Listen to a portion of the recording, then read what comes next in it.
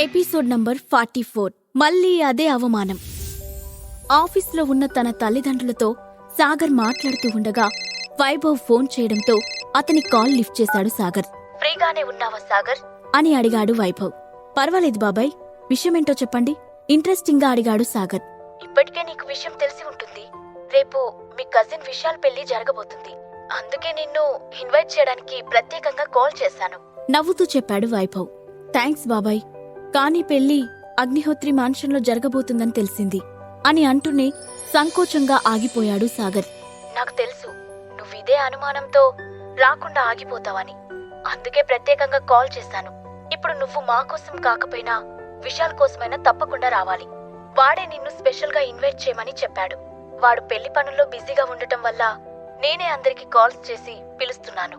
విశాల్ చిన్నప్పటి నుంచి నీకు సపోర్ట్ గా, నువ్వంటే అభిమానంగా ఉండేవాడు. ఆ విషయం గుర్తు చేసుకో. నువ్వొస్తే వాడు చాలా హ్యాపీగా ఫీల్ అవుతాడు. ఆ తర్వాత నీ ఇష్టం అని అన్నాడు వైభవ్. అతని మాటలకు కాసేపు మౌనంగా ఉండిపోయిన సాగర్ ఆ తర్వాత నెమ్మదిగా సరే బాబాయ్ నేనొస్తాను అని చెప్పి ఫోన్ కట్ చేశాడు. విశాల్ పెళ్లికి రమ్మని వైభవ్ ఫోన్ చేశాడా నవ్వుతూ అడిగాడు మురళీధర్. అవును డాడీ, ముఖంలో ఎలాంటి ఎక్స్ప్రెషన్ లేకుండా అన్నాడు సాగర్. తన కొడుకు మనసులో ఉన్న ఫీలింగ్స్ ని అర్థం చేసుకున్న మురళీధర్ చిన్నగా నవ్వి ఏం పర్వాలేదు, రేపందరం కలిసి పెళ్లికి వెళ్దాం అని అన్నాడు. నిజానికి సాగర్ 3 ఏళ్ల క్రితం అగ్నిహోత్రి మాన్షన్ నుండి బయటకు వచ్చినప్పుడు అతనికి సపోర్ట్ చేయడానికి ప్రయత్నించిన వాళ్లలో విశాల్ మొదటివాడు. అందుకే అతని కోసమైనా తన పంతాన్ని వదిలిపెట్టి పెళ్లికి వెళ్లాలని నిర్ణయించుకున్న సాగర్ తన తండ్రితో సరే డాడీ అని చెప్పాడు. సరే, నీకేమైనా పని ఉంటే చూసుకో. మీ మమ్మీ నేను హైదరాబాద్ వచ్చి చాలా ఏళ్లైంది. ఒకసారి అలా వెళ్లి సిటీ చూసొస్తాం అన్నాడు మురళీధర్. పర్వాలేదు డాడీ, నేను కూడా మీతో పాటే వస్తాను అన్నాడు సాగర్. అవసరం లేదు మై సన్, నేనింకా ముసలివాడిని కాలేదు. నా భార్యకు సిటీని నేను చూపించగలను. అలాగే ఈరోజు మేం స్టే చేయడానికి హోటల్ కూడా బుక్ చేశాం. కాబట్టి నువ్వు మా గురించి ఎక్కువగా ఆలోచించకు. ఉదయాన్నే హోటల్కి వచ్చేసే, అందరం కలిసి వెళ్దాం అని చెప్పి సాగర్కి మాట్లాడే అవకాశం ఇవ్వకుండా సునందతో కలిసి అక్కడి నుండి బయటకు వెళ్లిపోయాడు మురళీధర్. సాగర్ చిన్నగా నవ్వుకొని వెంటనే ఫోన్ చేసి తన పేరెంట్స్ వచ్చిన విషయాన్ని అఖిలకు చెప్పాలనుకున్నాడు. కాని అంతలోనే ఆగిపోతూ రేపు విశాల్ పెళ్లి పూర్తయిన తర్వాత వాళ్ళని డైరెక్ట్గా ఇంటికి తీసుకువెళ్లి ఆమెకు చూపించాలనుకుని ఆగిపోయాడు. ఆ తర్వాత తనకు ఆఫీస్లో ఎక్కువగా వర్క్ ఉందని, ఇంటికి రావడం లేదని అఖిలకు మెసేజ్ చేశాడు. జాస్మిన్కి చెప్పి పెళ్లి కోసం స్పెషల్ సూట్ తెప్పించాడు. మరుసటి రోజు ఉదయాన్నే రెడీ అయి తన తల్లిదండ్రులిద్దరూ స్టే చేసిన హోటల్కి వెళ్లి వాళ్లతో కలిసి అగ్నిహోత్రి మ్యాన్షన్కు వెళ్లాడు సాగర్. పెళ్లికి ఇంకా టైం ఉన్నప్పటికీ మ్యాన్షన్ బయట అప్పటికే లెక్కలేనన్ని లగ్జరీ కార్లు పార్క్ చేసి ఉన్నాయి.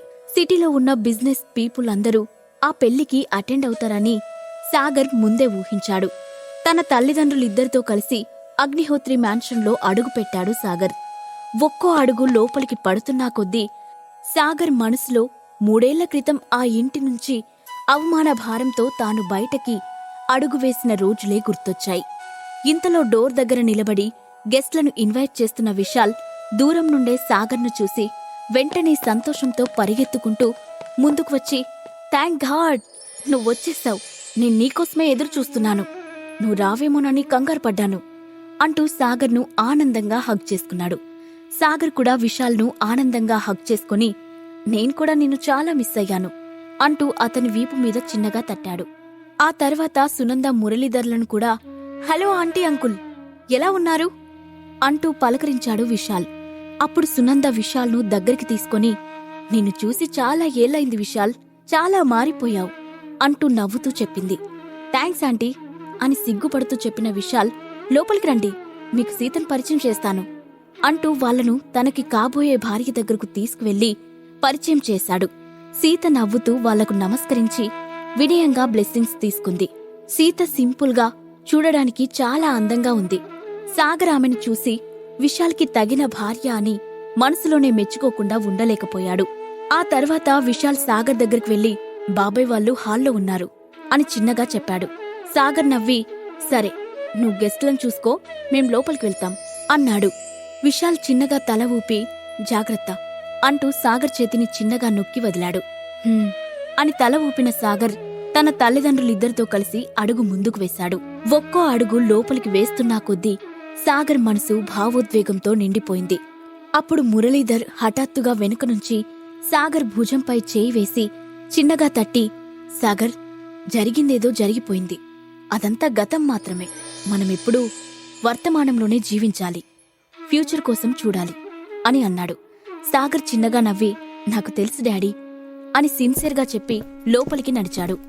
లోపల గెస్టులతో మాట్లాడుతున్న వైభవ్ అక్కడికి వచ్చిన సాగర్ను చూడగానే హడావుడిగా ముందుకు వచ్చి, సాగర్, వచ్చేసావా అంటూ చిరునవ్వుతో కౌగిలించుకున్నాడు. ఆ తర్వాత మురళీధర్ సునందలను చూసి, అన్నయ్య, వదినా, ఎన్ని రోజులైంది మిమ్మల్ని చూసి అంటూ వాళ్లను ప్రేమగా పలకరించాడు. మురళీధర్ కూడా తమ్ముణ్ణి చూసి, ఎలా ఉన్నావు తమ్ముడు, నిన్ను చూసి చాలా ఏళ్లైంది. విశాల్ పెళ్లి పుణ్యమాని మీ అందర్నీ ఇన్ని రోజులకు చూస్తున్నాను అని సంతోషంగా అన్నాడు. బాగున్నానన్నయ్య, మీరిక్కడ లేని కొన్ని సంవత్సరాల్లో ఏవేవో జరిగిపోయాయి. దానికి నువ్వు మాపై కోపం తెచ్చుకోవద్దు. అప్పటి పరిస్థితులు అలా ఉన్నాయి అని అన్నాడు వైభవ్. అప్పుడు మురళీధర్ ఏదో చెప్పబోతుండగా ఇంతలో హఠాత్తుగా ఒక పదునైన గొంతు, మీరంతా ఇక్కడేం చేస్తున్నారు? ఈ పెళ్లి వంక పెట్టుకుని మళ్ళీ అందరితో కలిసిపోవడానికొచ్చారా అంటూ వినిపించింది. దాంతో అందరూ తల తిప్పి ఆ గొంతు వినిపించిన వైపు చూశారు.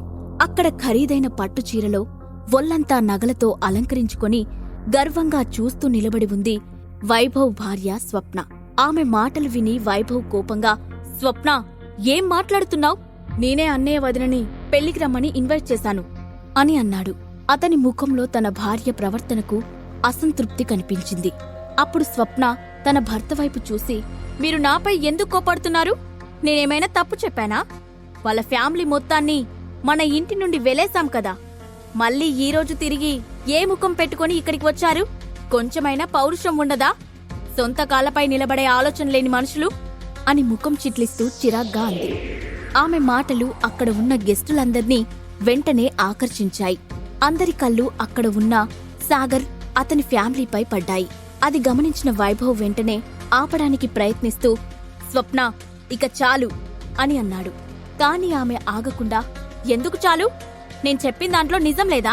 ఈ సాగర్ ఒక్క పని చేయడం కూడా చేతకానివాడు. ఉన్న డబ్బంతా షేర్స్లో పెట్టి మొత్తం పోగొట్టాడు. ఇక్కడి నుండి వెళ్లిన తర్వాత పని పాట లేకుండా ఇల్లరికపు అల్లుడిగా అత్తగారింట్లోనే ఉన్నాడు కదా అని అంది. ఆ మాటకు వైభవ్ ఏం సమాధానం చెప్పలేనట్లుగా నిస్సహాయంగా చూశాడు.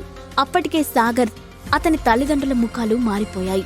అప్పుడు స్వప్న మళ్లీ సాగర్ వైపు చూసి, స్వప్నలో గ్రూప్కి నువ్విప్పుడు ఇన్ఛార్జిగా ఉన్నావు కాబట్టి నీకు నువ్వు గొప్పవాడిలా ఫీల్ అవ్వకు. మీ బాబాయి నీ మీద జాలిపడి నీకు ఆ కంపెనీని చూసే బాధ్యత అప్పగించాడు. పైగా మాకు అదొక్కటే ఆస్తి కాదు, బోలెడాస్తులున్నాయి.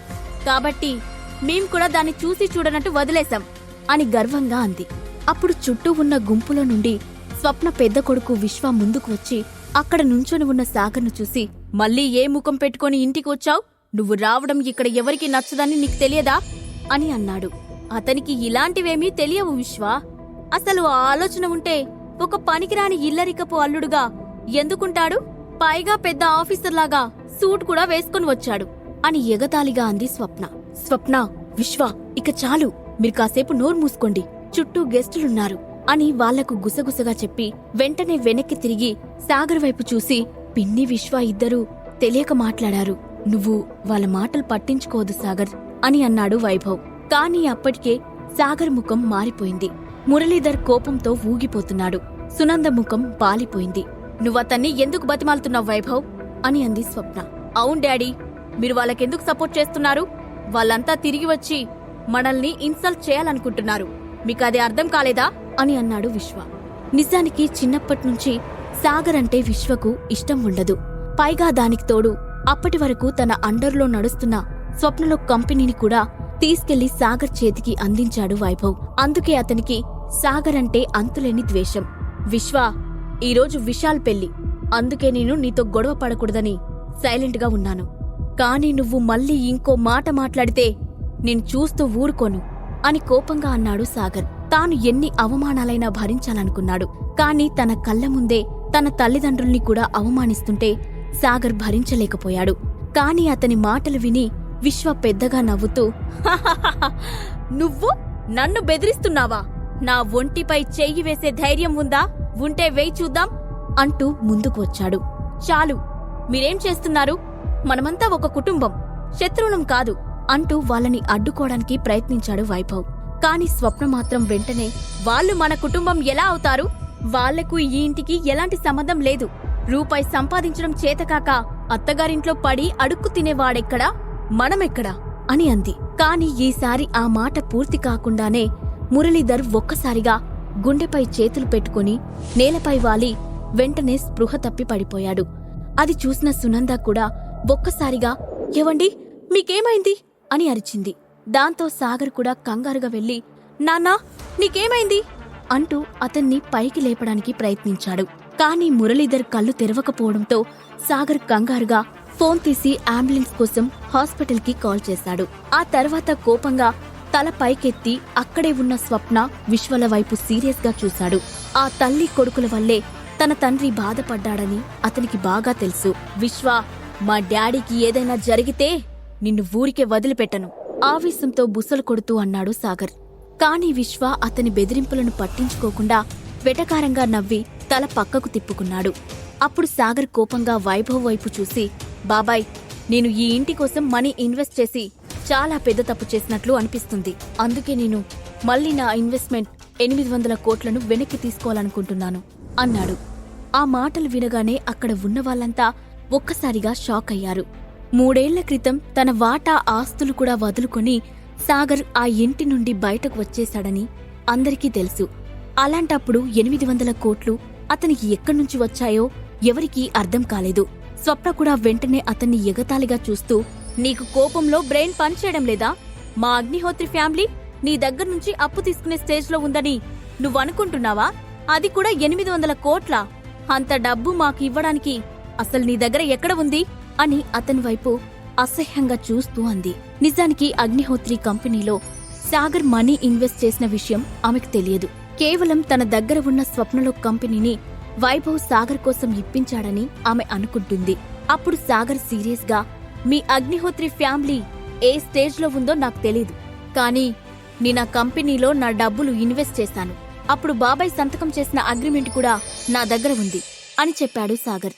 అప్పటిదాకా ఓపిక పట్టిన వైభవ్ ఆ మాటలు విని ఇక ఆగలేనట్టుగా ఆవేశంగా స్వప్న దగ్గరికి వెళ్లి ఆమె చెంపపై గట్టిగా లాగిపెట్టి కొట్టాడు. ఊహించని ఆ పరిణామానికి బిత్తరపోయిన స్వప్న చెంపపై చేయి పెట్టుకుని అతని వైపు అయోమయంగా చూస్తూ, వైభవ్, నీకేమైనా పిచ్చి పట్టిందా? నన్ను కొట్టడానికి నీకెంత ధైర్యం అని అరిచింది. విశ్వ కూడా ఆ సంఘటన ఊహించకపోవడంతో, డాడీ నువ్వేం చేస్తున్నావ్ అంటూ తన తల్లికి అడ్డుగా వెళ్లాడు. ఇంతలో బయట నుండి సీతతో సహా పరిగెత్తుకుంటూ అక్కడికి వచ్చిన విశాల్ కిందపడి ఉన్న మురళీధర్ను చూసి, అంకుల్కేమైంది అని కంగారుగా అడిగాడు. కాని సాగర్ అతని ప్రశ్నకు సమాధానం చెప్పకుండా వైభవ్ వైపు చూసి, బాబాయ్, నేను మీకు ఒక్కరోజు టైం ఇస్తున్నాను. రేపు ఈ టైంకి నేను డబ్బు తీసుకోవడానికి వస్తాను అని చెప్పి కిందపడి ఉన్న తన తండ్రిని 2 చేతుల్లోకి ఎత్తుకుని నెమ్మదిగా డోరు వైపు నడిచాడు. ఇంతలో విశ్వ వెనుక నుండి, ఆగు, మాతో ఇలా మాట్లాడి అడుగు బయట పెట్టగలని అనుకుంటున్నావా అని అన్నాడు. విశ్వ, నువ్వేం మాట్లాడుతున్నావు? అంకుల్ పరిస్థితి బాలేదు అంటూ విశ్వను అడ్డుకునే ప్రయత్నం చేశాడు విశాల్. విశాల్, ఇది నీకు సంబంధం లేని విషయం. నువ్వు దూరంగా ఉండు. ఈ రోజు నీకు పెళ్లి జరగబోతుంది. అనవసరంగా మధ్యలో కల్పించుకొని నీ టైం వేస్ట్ చేసుకోవద్దు అతని వైపు కోపంగా చూస్తూ చెప్పాడు విశ్వ. అతని మాటలకు విశాల్ కోపంగా పిడికిలి బిగించాడు. కాని తనకన్నా పెద్దవాడైన విశ్వను ఎదిరించే ధైర్యం చేయలేక తన కోపాన్ని కంట్రోల్ చేసుకున్నాడు. ఇంతలో ఆ ఇంటి గేటు ముందుకు వచ్చి ఆగింది అంబులెన్స్. సాగర్ వెంటనే తన తండ్రిని అంబులెన్స్ లో ఎక్కించి తల్లిని కూడా అతనితో పాటు ముందుగా హాస్పిటల్కి పంపించాడు. ఆ తర్వాత వెంటనే వెనక్కి తిరిగి ఆవేశంగా మళ్లీ ఆ ఇంట్లోకి వెళ్లాడు. నీకెంత ధైర్యం ఉంటే మళ్లీ తిరిగి ఇంట్లోకి అడుగు పెడతావ్? కోపంగా ముందుకు వస్తూ అన్నాడు విశ్వ. విశాల్ పెళ్లిలో మొదలైన గొడవ ఏ పరిస్థితికి దారి తీస్తుంది? హాస్పిటల్లో చేరిన మురళీధర్ పరిస్థితి ఏమవుతుంది? ఈ ప్రశ్నలకు సమాధానాలు తెలుసుకోవాలంటే నెక్స్ట్ ఎపిసోడ్ వినాల్సిందే.